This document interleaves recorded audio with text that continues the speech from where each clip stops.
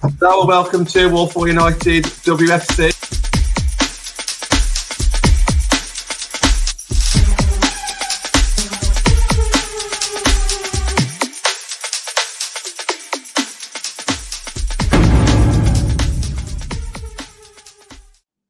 Hello and welcome to Walford United with me, John Foster, MUFC, match reaction show, Leicester City 1, Man United 3. Anthony's voice is still pretty much disappeared, but hopefully we get a few words out tonight. Natalie will be joining us shortly as well, so bear with us on that one. Thank you to everybody in the comments. Let's get straight into it, guys. Let's get straight into it because this is one of the first away days that we've done, really. I mean, Rangers, you can't really include Rangers, pre-season, short notice, everybody was at work.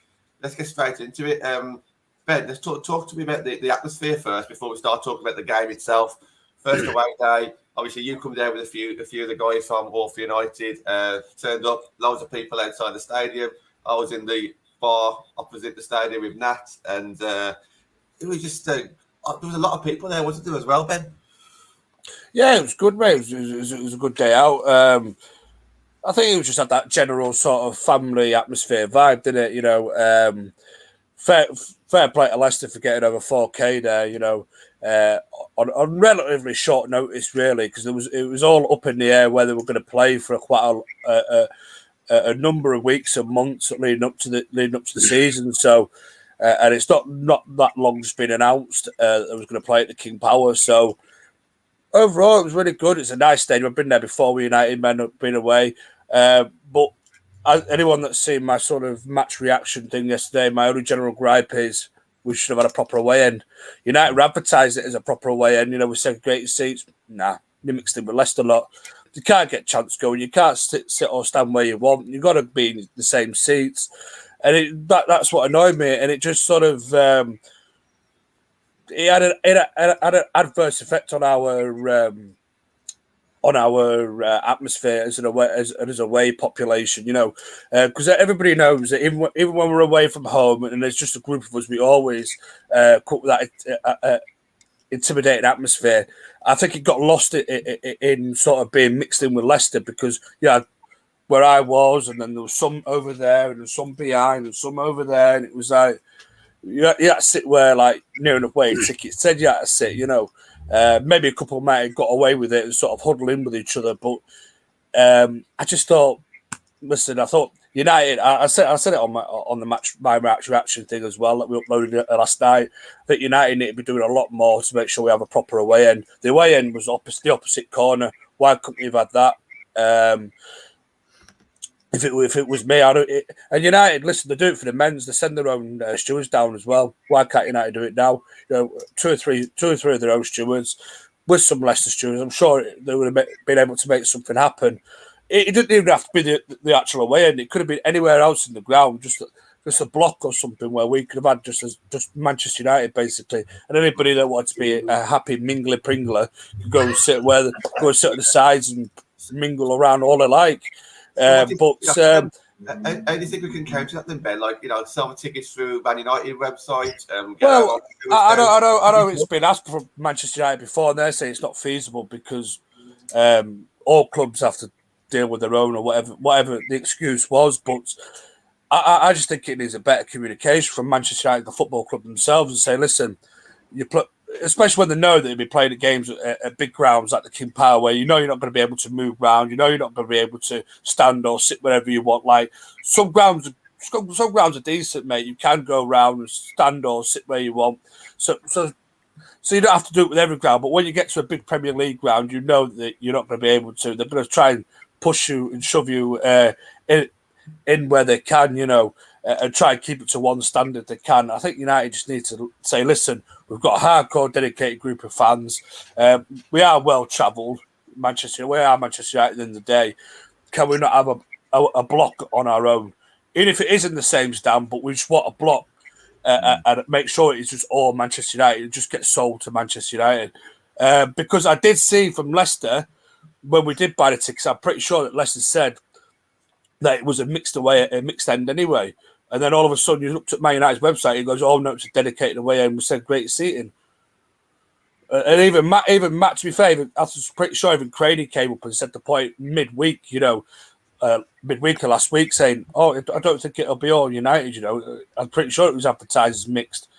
It'll be like a mixed end. It just says they recommend United fans use A1. But other than that, I do agree with what Connor said there. Leicester fans were loving us a little bit, you know. And it was good to see that some of them were then sort of getting up for it. Like there was a guy behind me who was like always shouting, "Come on, City! Come on, Leicester!" Quite vocal, to be fair. I thought that was good. That was good. And I also like the kids when there was like, "Come on, Leicester, come on." And then the best thing is when Nat goes, "You've only come to see United," or something like that, and it was like, "Nat, they're just kids." But you know, the kids are good. I don't mind. I don't mind being mixed in the same stand, but I just wanted somewhere where you can stand with your friends, you know, because we was on the understanding that that's what it would have been. But listen, hopefully it'll be better next time, you know.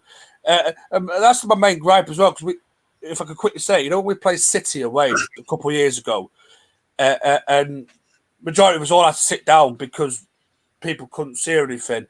United know they've got a core of groups, a core of like singers that like to stand and sing up.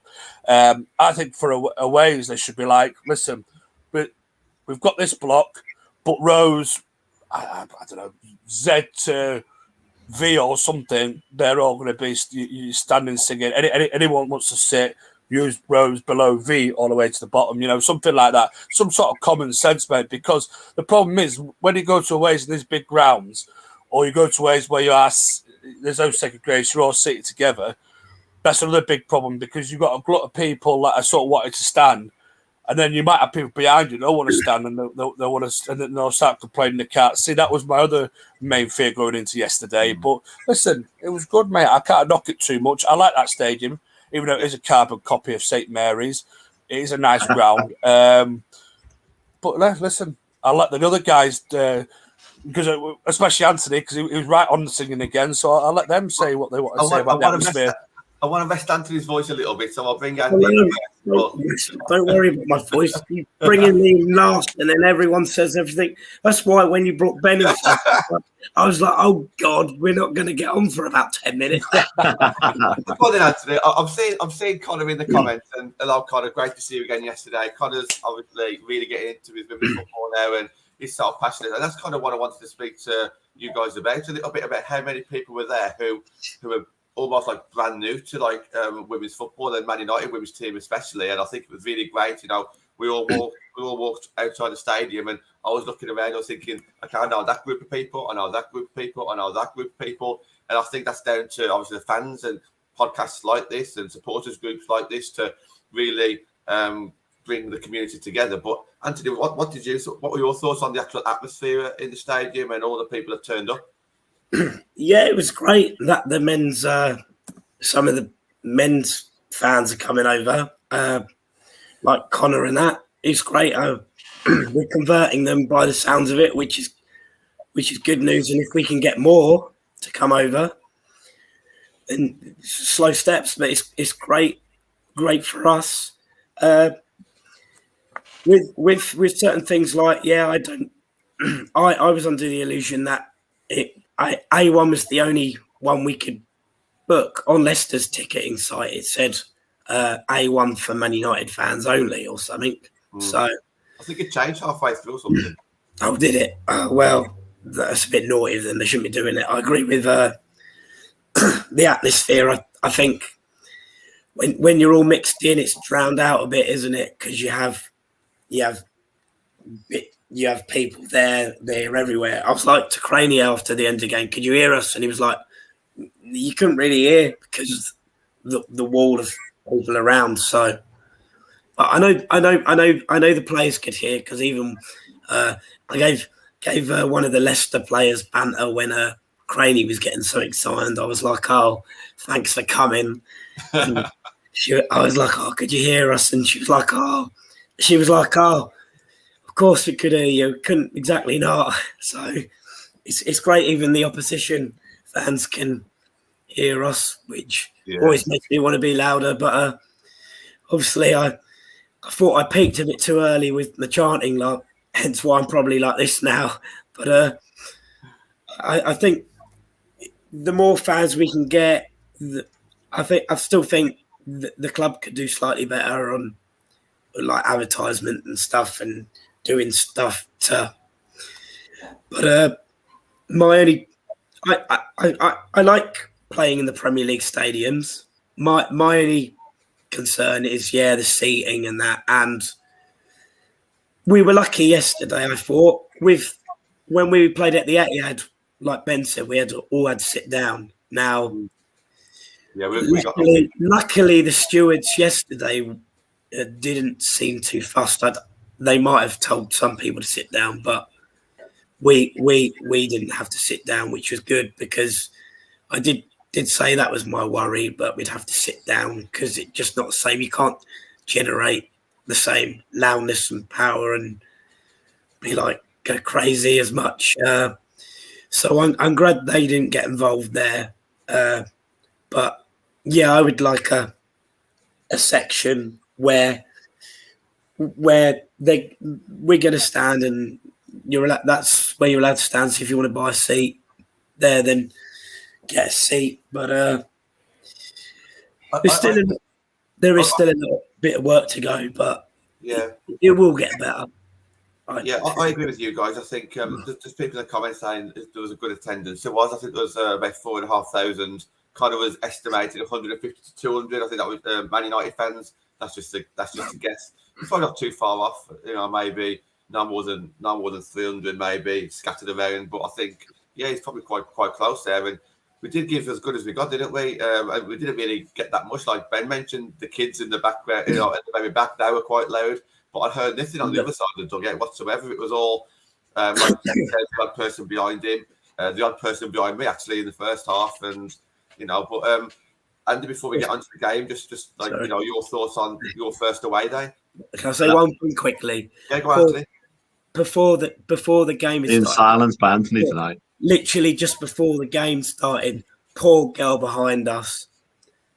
There was a girl that come with her family. They were Manchester United fans, but because me and Nat were so loud and that, she didn't like it, so they had to move her. So we did feel. I thought, you don't want them to be like, you don't want to scare them, do you? You don't want to think. Hopefully, the mum and dad reassured her, and it doesn't put her off from coming again. It was just an unfortunate thing that the ticket that they bought was right behind us, unfortunately.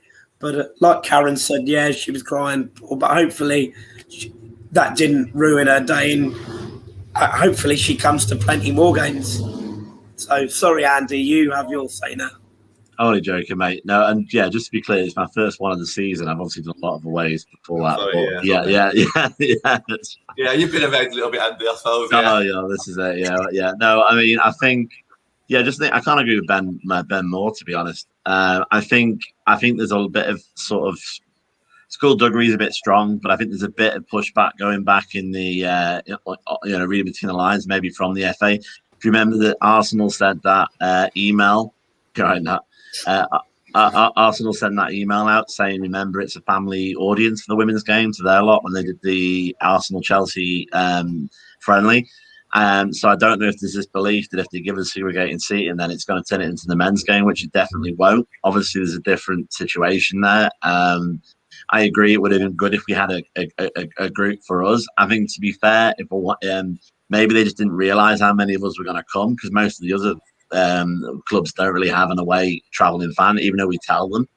That could be an element of that. But no, I thought it was a good stadium as well. Obviously, first time being basically just a women's fan. I haven't really been to many Prem stadiums, so it was the first time to the King Power. Even though Jacky was sort of shoved in the corner, we could still see most of the pitch, including when they were attacking the opposite way. It was nice, and I think we tried our best to make a lot of noise, and we probably made more noise than maybe you would have expected. I mean, I don't know, my voice should be like Anthony's today. Maybe I've been all right, but I don't know what the problem is why United can't do an away allocation, even for a short period. Because I know I was thinking about rugby union, and I used to be a fan of that a few years ago, and they have a lot lower away. What they would say is you can apply for away tickets for a certain time period, and any that aren't sold are then returned to the home club. So that might be a way around it. So you can, that might open it up. And I think probably my gut feeling is what actually happened at the weekend was I think they panicked that they weren't going to get many people at all. Because even about an hour before kickoff, it was quite sparse. A lot of people felt like they came quite late. So I think maybe they were doing A1 for United fans and then went, oh, God, we've got to make sure there's people there. And then they opened it up a little bit. Because I remember seeing both, obviously United saying it was away end for us, Leicester saying the same, and also saying it was mixed in as well.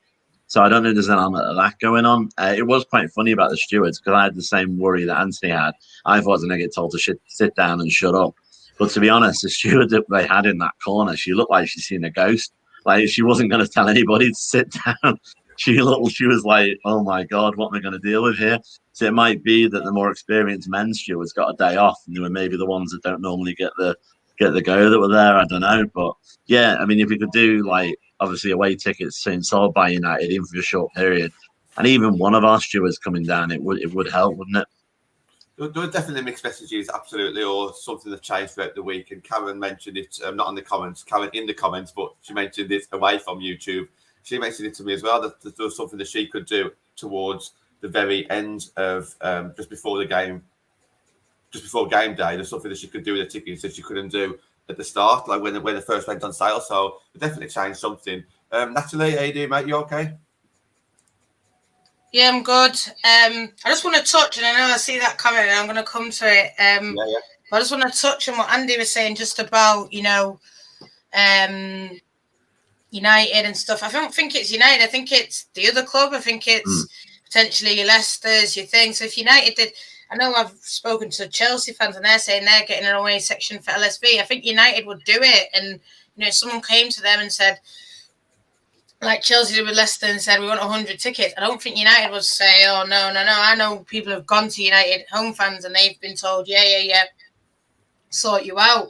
I think it's just, I don't know. I think it was just sort of, I mean, I didn't see Leicester saying A1 for United fans. I just saw sort of United more saying it, but sort of saying it like it was going to be segregated. And I think, I don't know. I just saw on the Leicester site you could just book for anything. I didn't see it say a thingy. But I think United was sort of maybe encouraging people to book in A1 so they'd get a better atmosphere. And there was like about 100 of us in that section. I think what Leicester didn't do well, and this is not just a slight on Leicester, I think all clubs do this.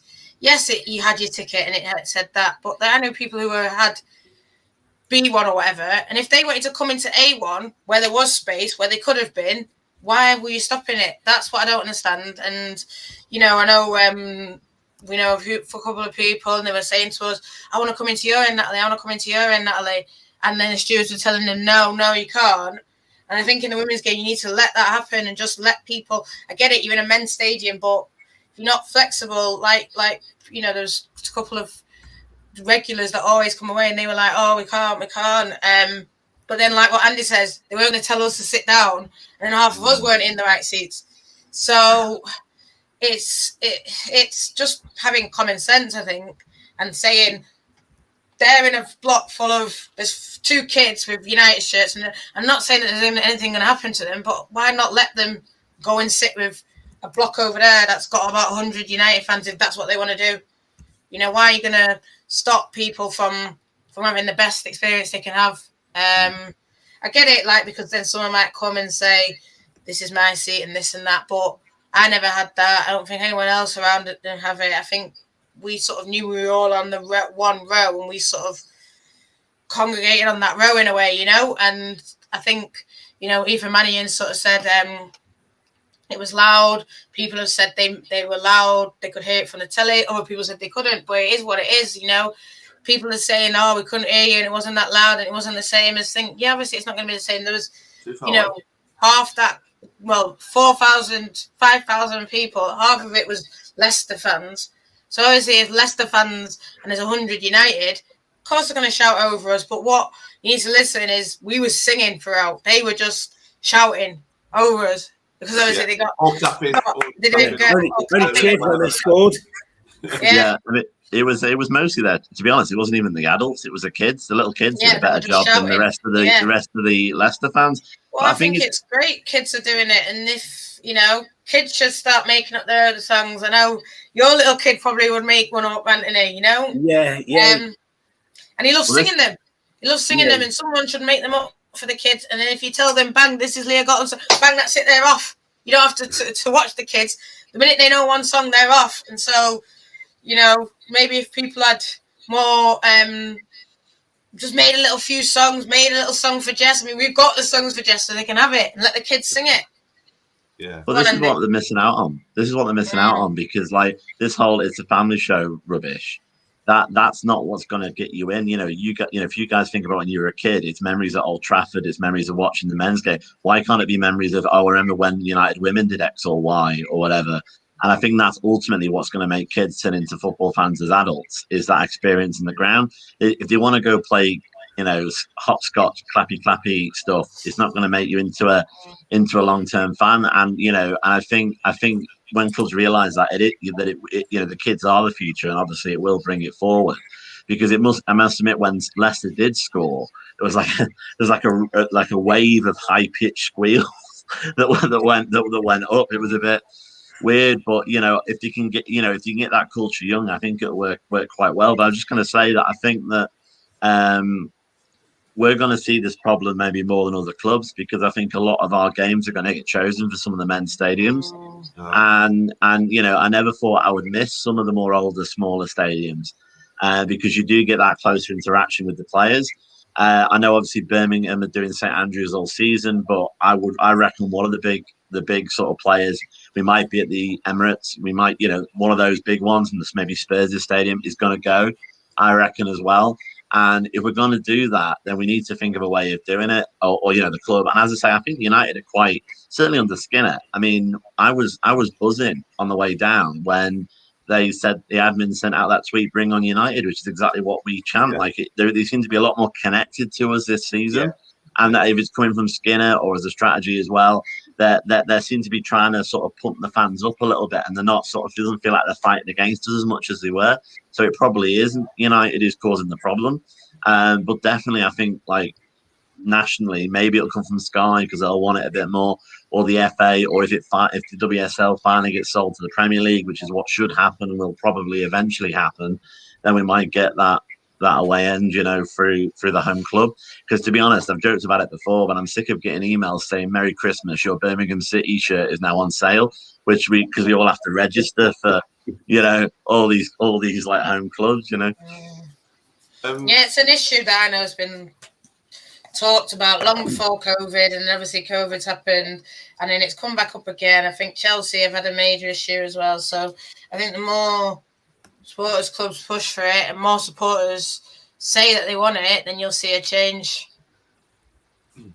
Just before we start talking about the game, obviously Millie Turner, I haven't heard anything today. Obviously I have been at work, so I haven't really read much on Twitter, but I don't know if any of you guys have heard anything since last night as we come at the stadium.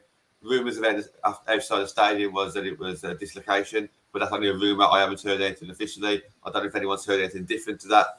So please don't take my word for it. This is just purely what fans were saying outside the stadium. But obviously, we hope Millie gets well soon. And when we saw our second stretcher come on, it was a different stretcher. I was thinking, flipping hell, this is quite bad. So, but then I heard that she managed to get on the bus by herself, from what Karen or someone told me. So even though she was strapped up and got something on her leg, she still managed to get on the bus herself, and she wasn't stretched on the bus.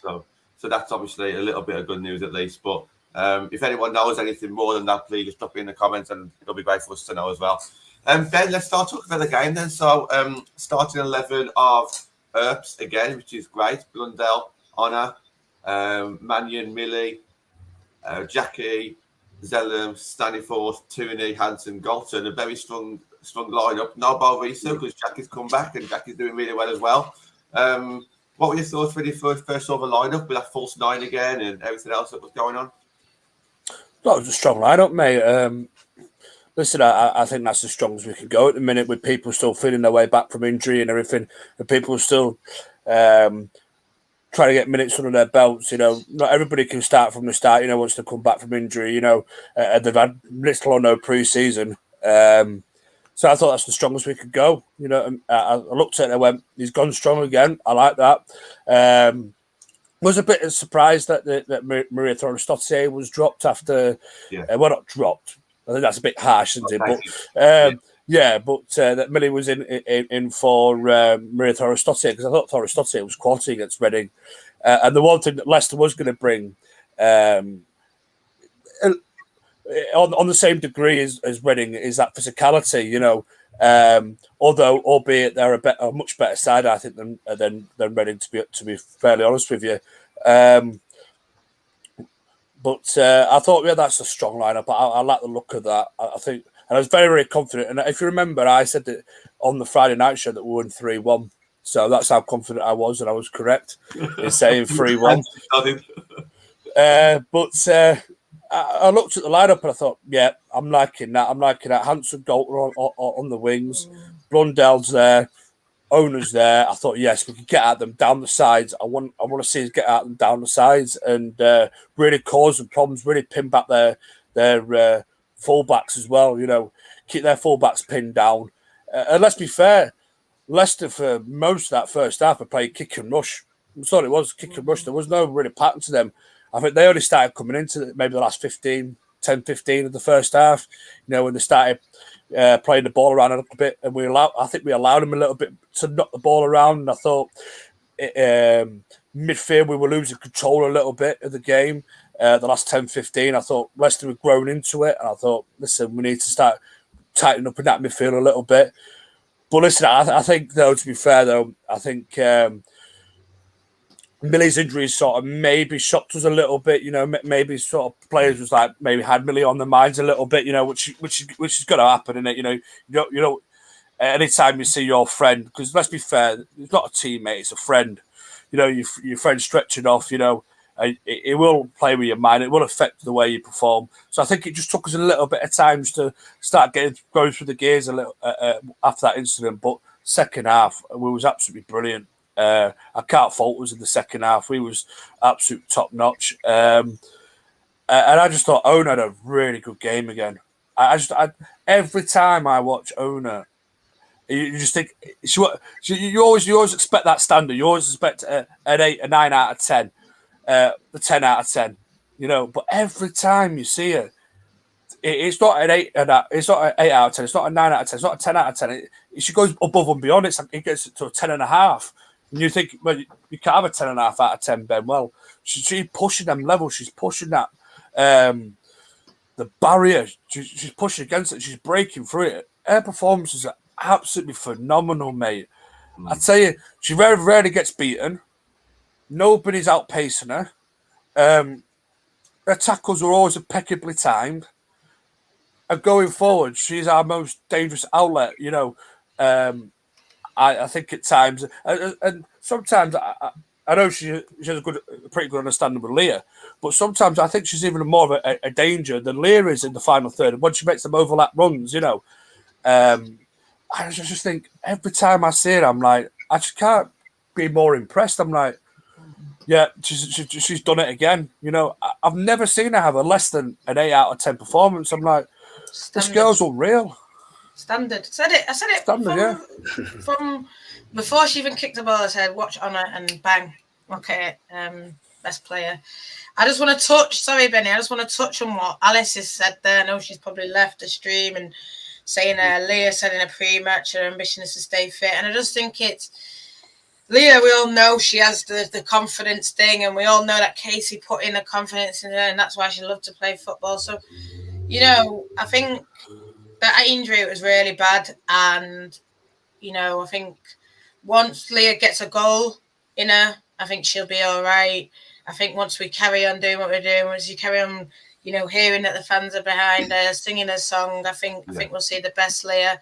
I just want to touch on what you said something as well, Betty. You said you knew it would be a 3-1, and I knew we'd win it comfortably as well. But after watching it and watching it back today on the little highlight package that Man United and Sky did, it should have been about 6-7-1. You know what I mean? Should have been. Shouldn't even been 1. You know, really. Yeah. But it is what it is. We are where we are. We know we're creating these chances, and you know, a lot of I know we talk about, Everton was hype, but Leicester were hype too. And everyone said, Man United could finish 7th and Leicester are going to cause us problems. There's no problems to be caused. And let's be serious. Teams like Leicester and Reading, I do rate, and I do think they will cause some. But, these are teams that we should be beating and comfortably like we did.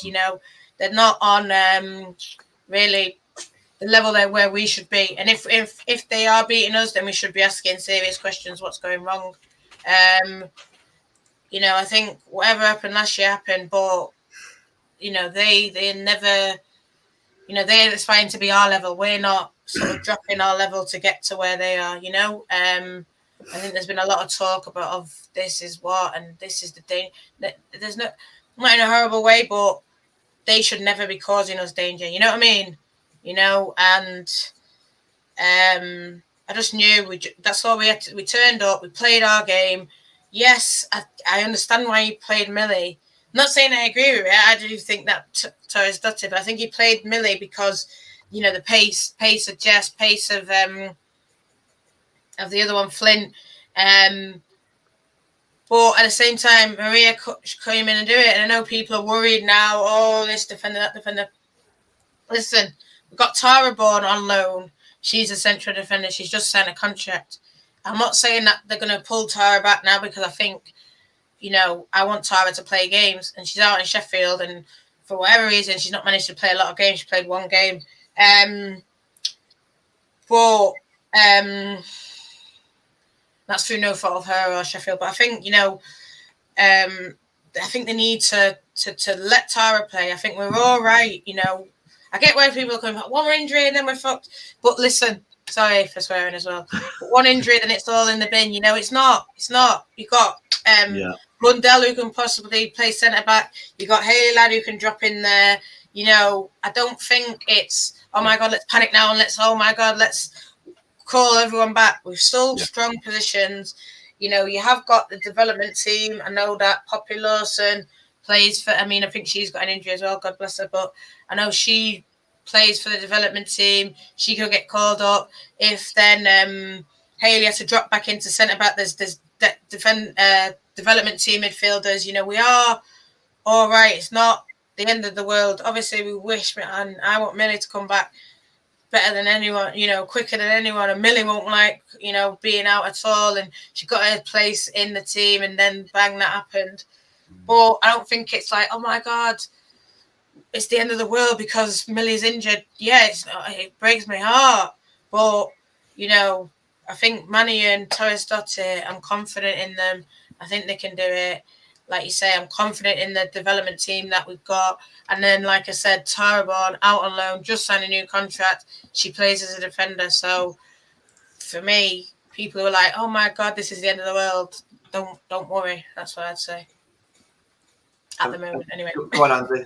Yeah, I can't agree with that more, to be honest. I was obviously good to see it live, and obviously, no one likes to see a bad injury, and all that kind of thing. But my first thought was at least it was a defender, and that might seem really weird, but if it was attack, we would be in a bit of trouble because we are very weak there. But I think there is a mentality shift, and even Skinner mentioned it in his pre-match interview about the mentality of finishing. Now, obviously, he's saying a lot of new age hippy-dippy stuff at the minute, so you can sort of try and filter some of it out. But one of the things is true. I think sometimes, around the keeper, it's that belief that I can score. And I think it's coming. I think there's a reason why our defender on Abaje took that shot against Reading, because she believed it could go in.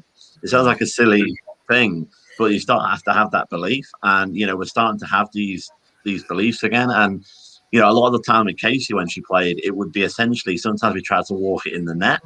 And, with the better defenders, even if you manage to get them once, they'll get you again if you don't shoot quick enough. You have to have that confidence to make that shot.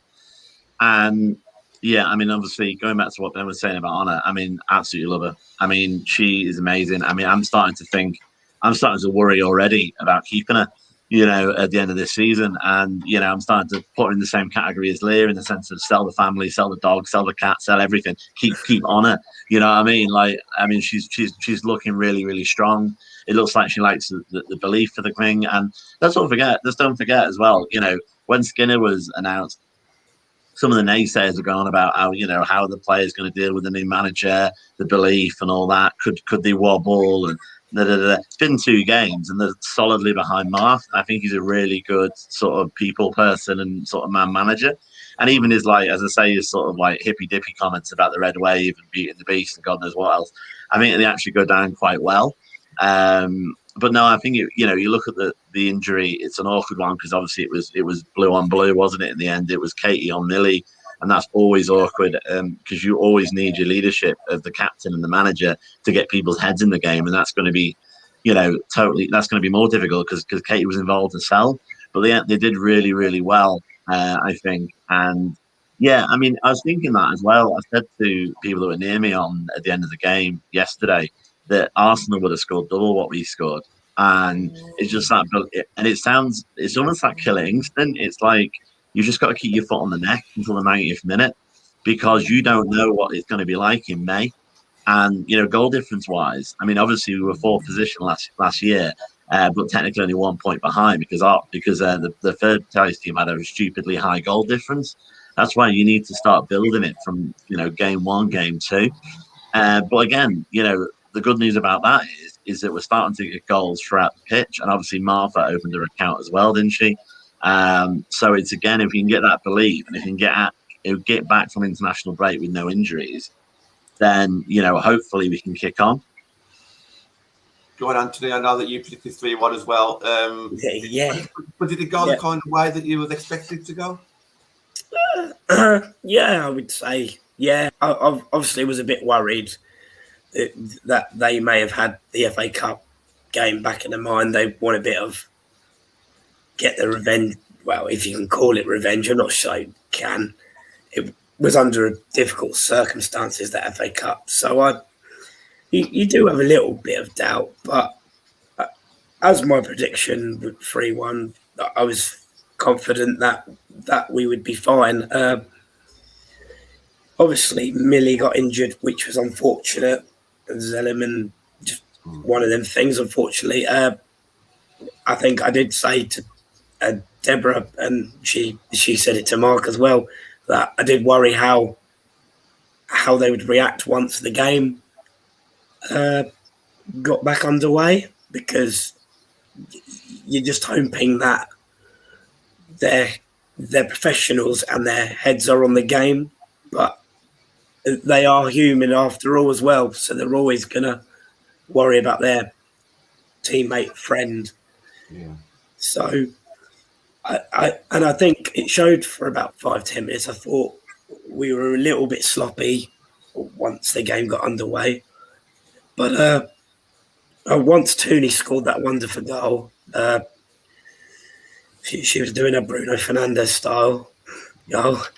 I thought there was only one winner, and we're creating chances. The only we've talked about this last year and the year before. It's always this clinical thing. Like Andy's pointed out, goal difference. We need to start taking them, because the likes of Arsenal and Chelsea, with that amount of chances, will score 6 and 7, and then we only score 3, and that's you're -4 behind them already. The only other thing that sort of, I don't know if it sort of was annoying, but sometimes we would build a break. We'd break and break and break, but then we would sort of like put the brakes on. It's like, no, just take her on or something. I don't know if that frustrated anyone else. I thought that was a bit frustrating in a way, because I felt like by putting the brakes on, you're giving Leicester the chance to get back into their positions and then make it harder. But it was a great performance. I don't know what Jacky has to do to score. I think we might have to do another. If Ben, we might have to do if Jacky scores. Yeah. Ben will shave his beard again. Yeah. I've got a theory on that. I think we need to wait until United have an orange away or third kit, because she scores when she's in orange. So she thinks she's wearing orange.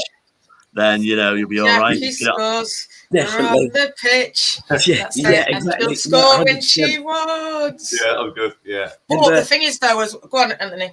Sorry. And another thing is we sort of need to gamble. Like there was a couple of shots that the keeper saved, and there's never a Man United player there 9 times out of 10 to just kick it in. Like you saw with Ronaldo on Saturday.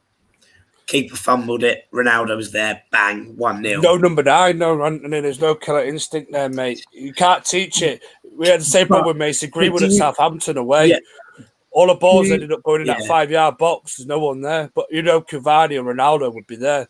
True. Do you think Martha Thomas could be this number? Could be Leslie Russo, Martha Thomas, mate. Yeah, let's give him a chance. Leslie definitely. Leslie just looked different class. I mean, Martha Thomas, obviously, she came on, she got a goal, bang, she got that chance again, and I think that's what they're probably going to do for Chelsea. Hopefully, one of them two will be playing. I just want to, I don't know if you finish your point, Anthony, but I just want to touch on something you said about Jacky.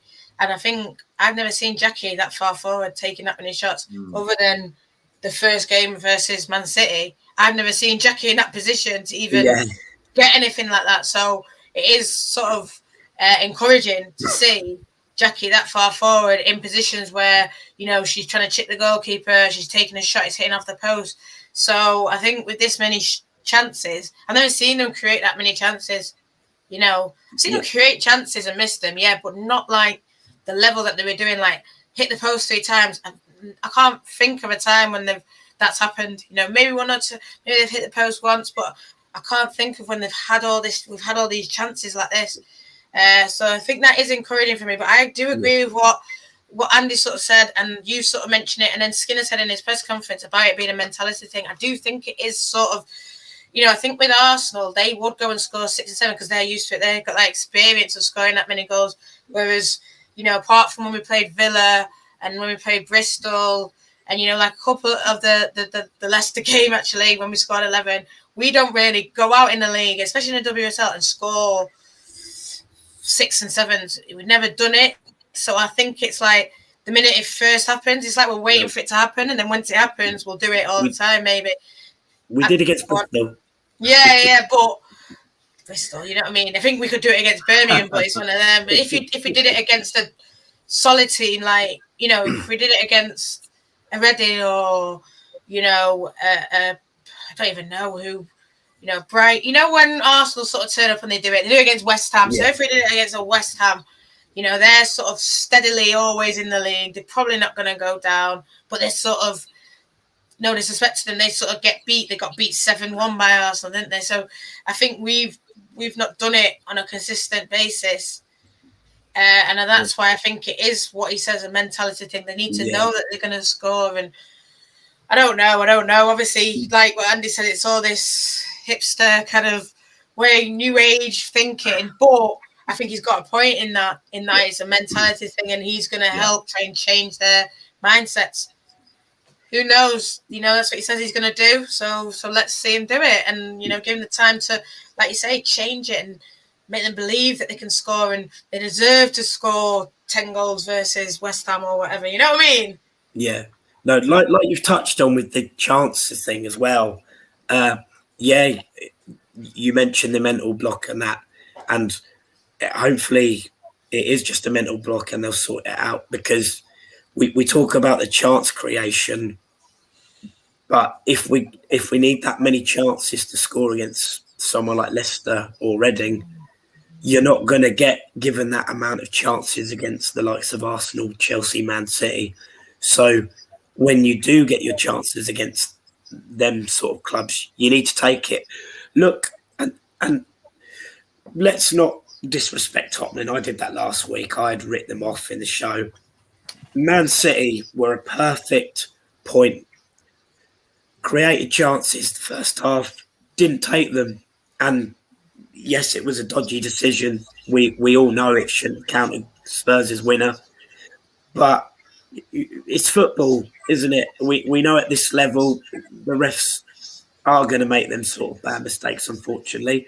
But it's just a prime example. Don't take your chances, and you're always vulnerable to the shock, and that was what was shown yesterday. I want to bring Ben in a second just to speak about the goals and the jumping yourself. But I just wanted to say a little quick thing on what you was talking about there a few minutes ago. Ben was talking about, or Ben and that was talking about not having that lethal number 9 or that kind of player, or potentially we have, but the words on the pitch. I think what was clever that Skinner did do in that second half is he could see that we were kind of getting into the areas, but we didn't have the kind of player that was going to convert. So Hansen should have been more selfish at times. She was looking for a pass when she's probably the most on-form player at the moment who's scoring goals. So she could have potentially maybe, took a shot herself. Tooney at times was being outnumbered because she was so dangerous in that first half that players were kind of jumping on her. Galton had a bit of space, but apart from the 2 shots that she did have, or 1 or 2 shots that she did have, she was being forced out wide. And even when she could put a cross in, who was being outnumbered. I thought what was good is that when we did make that substitution, Mark Thomas coming on, you've got that kind of, Ben calls it that fox in the box, someone who has got that proper striker mentality. Now, I'm not saying that she's world class or anything just yet, but obviously she came on to do a job. Skinner looked at things, and that was a tactical change. That was he decided to bring her on because we needed someone who could actually put the finish away, and she did do that. Ben, just talk a little bit about the goals, because Tooney scored a brilliant goal. Maria got on the score sheet, and of course that one there from Thomas as well. Yeah, Tooney's was an absolute thunderbolt, wasn't it? Let's be fair. It was a strike like I think somebody likened it to Bruno Fernandes. The way it was struck and straight into the top corner. Great strike. One thing that you can always guarantee with Tooney is she'll at least hit the target when she does strike the football. 9 times out of 10 she's hitting the target or making the keeper work at the very least. It was a proper decent shot. The Maria Torres-Stotti's goal, I actually missed it. But I saw it back. Don't worry. But I actually missed it in real time. Great to see her get on the goal scoring sheet. Her performances have deserved a goal, really. You know what I mean? It's good to see centre halves are now chipping in with goals as well. Because while we've got our more out-and-out strikers started finding their way back into things and started to come back into fitness, we need goals. I like the panel have said as well. We need to make sure we're scoring as many goals as we possibly can, because the likes of Chelsea, the likes of Arsenal and all that, batter teams, they're going for the kill, and that's what I want to see us do a bit more this season. So it's good that we're scoring goals. We know we can score goals from all over the field. Hopefully, it just buys us a little bit of time, for our centre forwards to get fit again, and for them to start chipping in as well. But it was good to see Martha Thomas score. I was happy. I was pleased for her. I thought she could have had a couple, man. She plays one over the bar as well. You're like, yeah, she should have hit the target. But then again, I could say that I hold my hands up and say that for Hansen as well. In the first half, she should have hit the target, or at least make the goalkeeper work. So long as you make the goalkeeper work, you can't have a grumble, But I think sometimes we are rushing our shots a little bit still. So I think, instead of taking that that time to compose ourselves, I think sometimes we are still rushing it, like trying to hit it first time or trying to look for that sort of Hollywood goal, if you know what I mean, instead of looking to place it into either bottom corners where the keepers can't get it, where it's notoriously hard for goalkeepers to try and save the ball or keep the ball out. But it'll come. It was that Tooney goal, mate. I'm still, it was a rocket, absolute rocket. No keeper saving that. No keeper in the world is saving that. And it was pleasing to see Ella Toon on the goal scoring sheet again as well. I know she's a bit behind in terms of preparation for this season because she wasn't away at the Olympics. She's not had the pre-season under the belt that most of the team have had. She's still gelling with her new teammates as well. So just pleased. I thought she had a really good game, Ella Toon, as well. Up there with the owner for me. As battling for player of the match, but. Listen, I agree with what the panel's saying. We need to start scoring goals, man. Don't feel sorry for teams. Put them to the absolute bed, because this is where your Chelsea's, even to a degree, City's. I know they've been struggling this season, but in previous seasons, City's and Arsenal's, they always when they smell the kill, they go in for the kill. You know, they rack up astronomical goal scoring against teams that, you know, we might be happy with 3 or 4. They go and smash 8, 9, 10 in, you know, and that's what we need to do. Just a bit more of a killing mentality, you know, because you never know. At the end of the season, it could come down with goal difference, you know. If you're battling for Champions League football, you know, but City are struggling. They've got injuries galore at the minute, you know. It'd be a good time to try and put a bit of a cushion between us and City, you know, after the break. Obviously, I know they might have a couple back by then, you know. You don't know, you know, with the international break disrupting the season already. But we've been on that before. But I just think if we could go smelling the kill and we can get ourselves a decent goal average and try not to concede. I think we look a lot more solid at the back now. Try not to concede silly goals. Sometimes that's what we are. What we were guilty of towards the back end of last season, conceding the silly goals that are of our own doing. So if we cut their mistakes out, be solid at the back, score as many goals as we possibly can, and especially against the teams. No disrespect to the likes of Leicester, to the likes of Birmingham and stuff like that. These are the teams you need to be absolutely putting to the sword. And then when you do come up against your Chelseas, your Cities, your Arsenals, where the games are going to be tighter, you know, your players have already got confidence. They're already scoring goals. You know, you've got goals in them. You just, you know, I just feel like that goal difference that could come down. That could be the make or break for, I think, this season. It was 1 point in it last season between us and Champions League football. It could come down to goal difference this season. So we need to make sure we're hitting the onion bag. 100%. I mean, I'm just thinking of what Ben was saying there. I think there's two things, isn't it? We've got to try and score as much as we can when we're not playing the sort of other top 4 teams. But we've also got to try and win those, you know, the same with 6-pointer, isn't it? We've got to try and win if we can against the Arsenal, Chelsea and City. Absolutely. And thinking about it, like I've been banging on the drum about strikers all the time, but to be honest, maybe Skinner's done it right. If he had an option and said, right, you could be slightly weak in defence or slightly weak in attack, where do you want to be slightly weak? Because there was only obviously going to be one. And actually thinking about it, he's probably made the right decision because it gives us that, you know, if we can keep a clean sheet against a City or a Chelsea or an Arsenal, I appreciate it's a big if. It's going to have a big effect. And if we can't, you know, even if we win those games 1-0, it might come against, you know, as you say, because if they scored 10-0 against all those other teams and we play Arsenal, we beat them, we obviously would still stay ahead of them, you know. And I think hopefully, you know, was looking at the fixtures before. All right, we've got City coming up relatively close by, but the big sort of players are a little bit further into the season, which is good for us. Hopefully, as you say, if we can get around the international break and come back with everybody healthy, then it's a two-pronged approach, really. You know, it's whistle to whistle, score as many as you can, and just don't stop, like your Arsenal, like your Chelseas. But then when you play Arsenal and Chelsea and those lot, and obviously playing Chelsea next, aren't we? So that's another one that's close.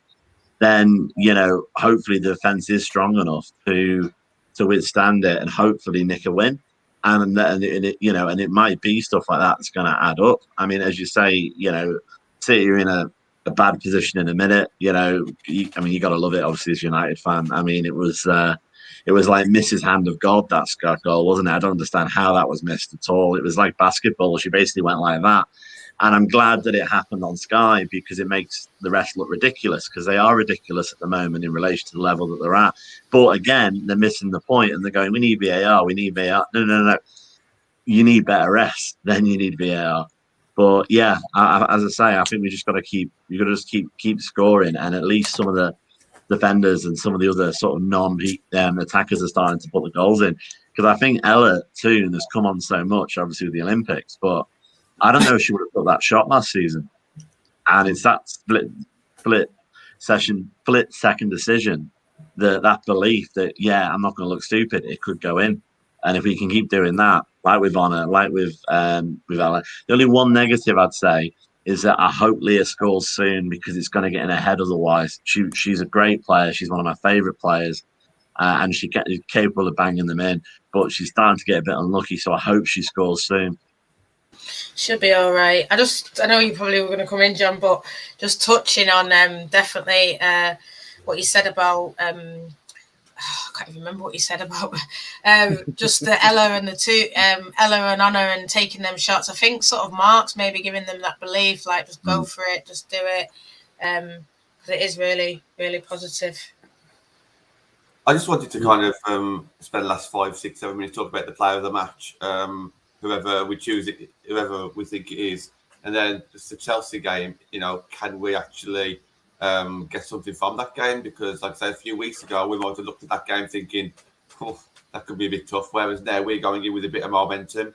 I appreciate Chelsea won on the weekend as well, but they're not looking at their best just yet this season. So I'll just go around the table. So, Anthony, who was your kind of player of the match, and how does he compare against Chelsea?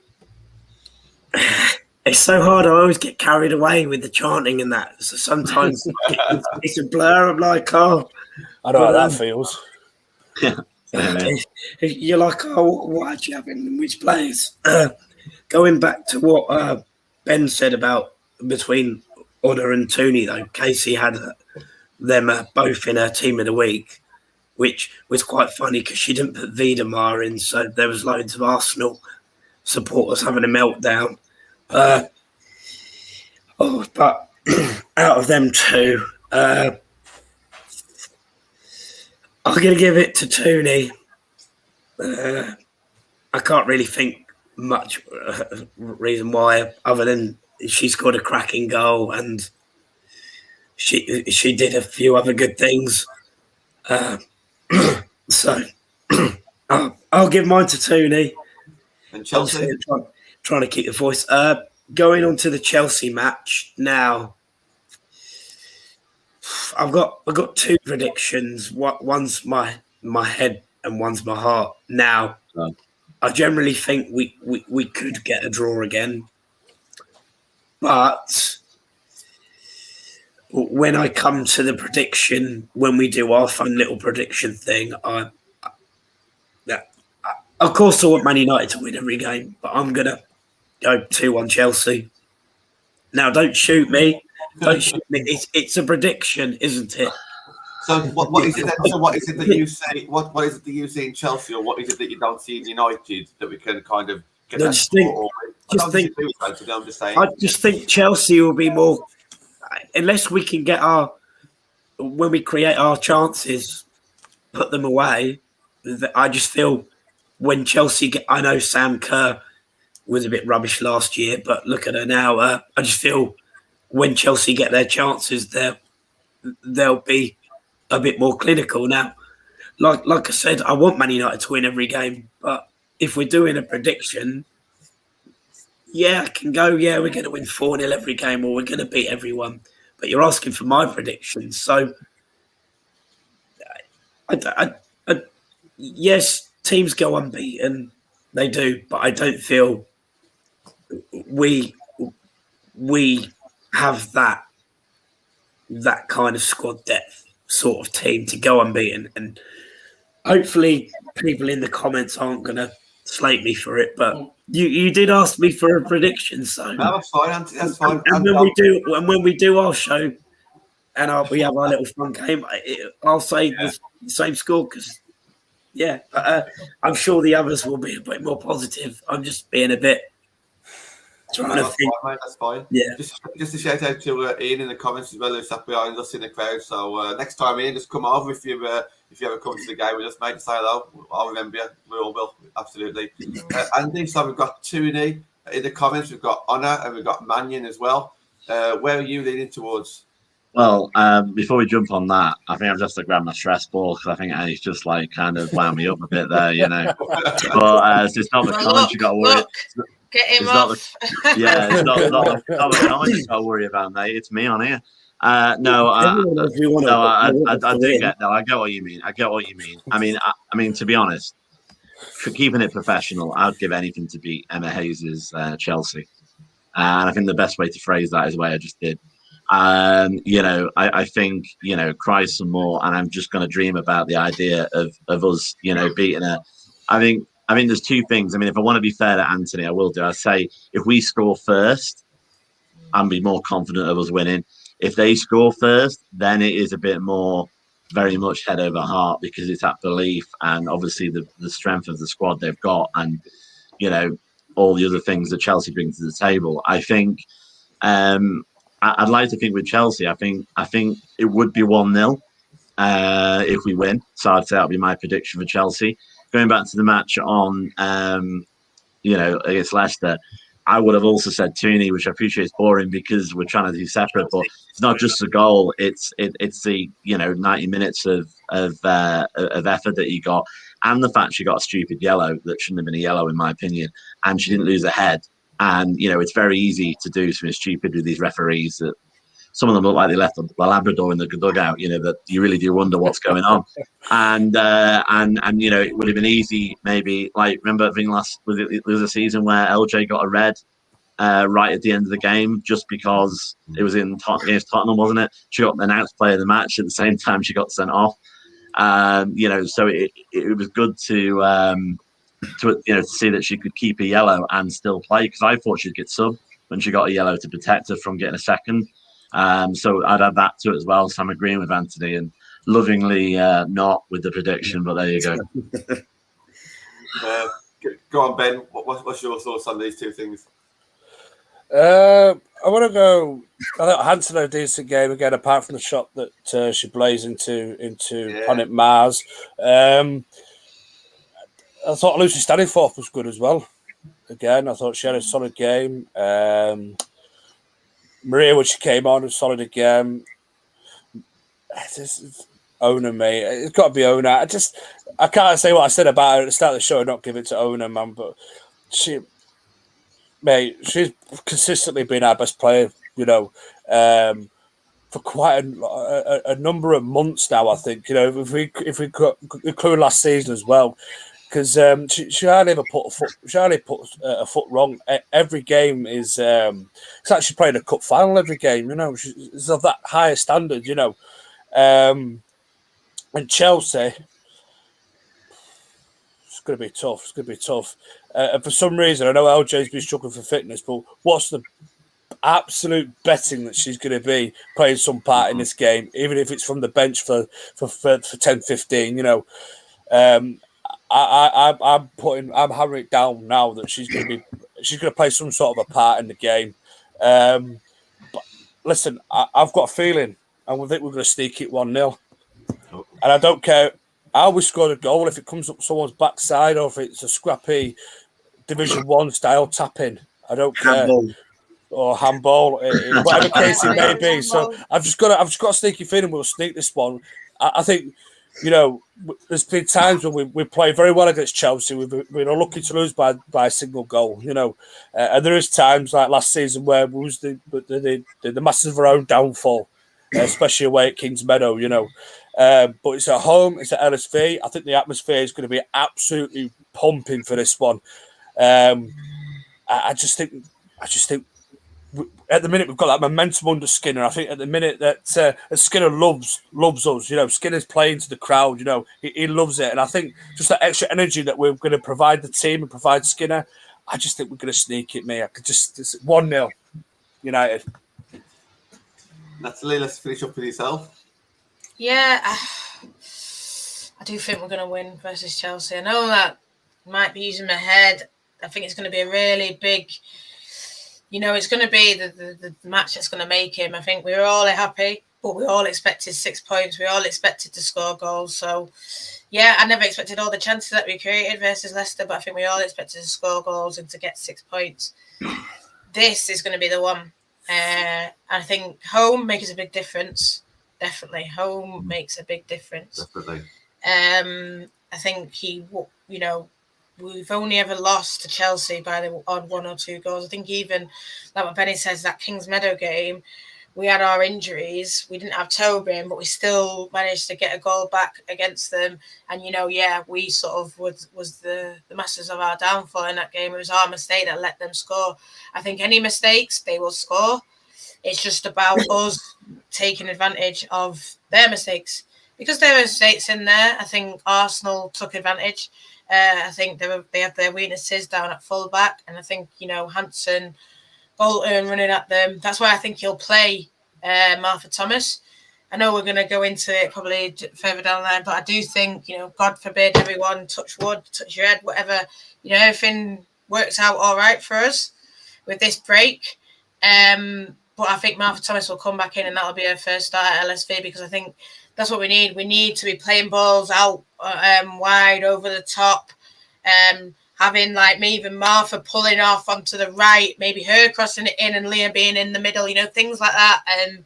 Because I like the fluidity that they play with up top. But I know it's going into like a Chelsea preview now, but I am quietly confident that we could do something versus them. Even a draw I'd be happy with. In terms of player of the match, I don't know. It sounds like I've never said that ever. I don't know. Everyone was good. I don't know. Jacky was good. Anna was good. Yeah. I don't know. Hannah was good. I thought I just thought everyone was good. So I don't know. I thought Mary was good. Mary was good. There was times where the saves were really good, where she kept us in the game. There was times where every player sort of had a little wobble, maybe. I know Benny's saying Honor is always, but I thought she didn't even have one of her best games, and she still probably was 8 to 9, 10. But I don't know. Everyone was good, and I can't say it. I don't know. I've never been able to not say it, but today's the day. This is tough because the comments are kind of saying Honor. The panel's kind of outnumbered at the moment with Tooney, with Honor as well, with Ben. And it is tough because I was thinking, why not Maria? Because she scored a goal. She was solid at the back. She had to come on when she wasn't playing on coming on, but she reacted really well. So I could throw her in there, but it's just one of those things where strikers always seem to get the limelight, don't they? So I'm thinking it probably would be Tooney, but just because of how good the goal was as well. But I just want to come back on that. Maria and Manion. Yeah. Partnership that. That's a partnerip that. M&M, there you go, there's a start. And even if you throw in Millie, it's still a thing. M&M, they were both played like amazing for me. Like maybe I would say Thor that as my manager of the match, because she scored a goal. You don't see defenders scoring a lot of goals. She was, bossed it. She came on. So, but then I start thinking Tooney on her. But yeah. Well, so I'll say I don't know, but if I have to, if you put that gun to me head, it's Thor. I think just to quickly jump in as well. I think let's don't forget. Obviously, it's Hannah Blundell playing against her former club as well as LJ playing, and and she was well liked by the Chelsea lot. I saw the supporters club were genuinely gutted to see her go, and obviously she's a defender. She's not necessarily going to be saying, "Right, I want to score against my former club," but she's probably want to go and show Emma Hayes, "Well, you got rid of me, didn't you, darling?" A little bit, and I think that she's going to be on it, and she's not been on it for the first 2 games either. She's really impressed me, and she's become a bit of a going down the wing a little bit as well. So, maybe she's going to do something special against a former club. Definitely, I love looking out for these kind of like little things, like where former club, and someone in the comments mentioning Jacky against a former club, and I love these kind of scenarios. I really do. We have one slightly over, so I'm going to wrap it up. But it looks like we've got 2 for Maria, me and Nat. We've got 2 for Tooney, Anthony and Andy. We've got 2 for Honor, if you include Ben and the comments. So I think all in all, them can be an equal 3, I think, on this one. And my prediction for Chelsea, as things stand, I'm probably thinking a bit of a 1-1. I'm thinking a 1-1. But I'm not as scared as I was a few weeks ago, let's put it that way. I think that's a good way to end the show. So we are going to shoot off. Thank you to everybody in the comments. Quite a lot of people are joining in today. We actually retweeted. We actually put this one on the main account. My mistake. I put it on by accident on the Twitter. So it's on the All for United WFC YouTube, but I've actually streamed it through the Twitter on the All for United main account. So sorry about that, but I'm sure we can put it on the WFC account as well. So yeah, some great numbers tonight, and thank you in the comments. Plan for the rest of the week is I have anniversary week, so Tuesday's show. I know Crane is going to put a couple of teasers out, but he's got a good show lined up there. Gareth midday on tomorrow, so that's being recorded pretty much as we speak. Wednesday, Natalie yourself. Yeah, that's right. Yeah, with yourself, Anthony. I forgot you're with that one because you're having a break this week, aren't you, for the prediction show? Because yeah, so that's good. Natalie, Wednesday. Have we got? It's me and Deborah. We're going to be talking about the development team and key talents there. Can't wait for that one. Definitely look forward to that one. I think it needs to be done. I think it's Charlotte's been waiting to happen for quite a while, and having Deborah on can really add to that one, definitely. Thursday, we're going to call it our anniversary show, and that's because even though it's 2 days early, it's a Thursday. That's where we started, on a Thursday night. So we've got 2 cracking guests on there. Friday Night Fan Forum with myself and Andy and a few others. And then the 18th of September falls on Ben's night. That's our 1 year anniversary to the date. And Ben, you got a couple of things planned for that one? Yeah. We're just going to look back over the year, pick out personal highlights, everything. Anybody who wants to come on, by the way, this is an open call. So it's not just the people that regularly contribute, but anybody in the comments wants to come on, even if it's just for 5-10 minutes, want to give their say. Please do just let me, Matt, Nat, or John know, and we'll accommodate everybody. Even if you, as I said, even if you just want to stay on for 5 minutes, perfect for me. I just want to get a variety of people on. I want to try it and get some people that I've been on before that have not been on in a long time. I'm going to ask Sarah. I don't know if Sarah is watching, but Sarah, I will message you because I want you back on, because I think we did that New Year's show where I got absolutely annihilatedly a bit tipsy, but I just want to get Sarah back on, and I'm not sure whether Emma's going to be back off holiday in time, but I'll get in touch with Emma as well. Yeah. I think she's flying back on Friday, so she may be available. Yeah, cool. Okay, we're going to end the show there because we could talk forever. Thank you to everybody for tonight. It's been a real good show, and 3-1, 6 out of 6 points. So let's keep it going. See you later, guys. Take care.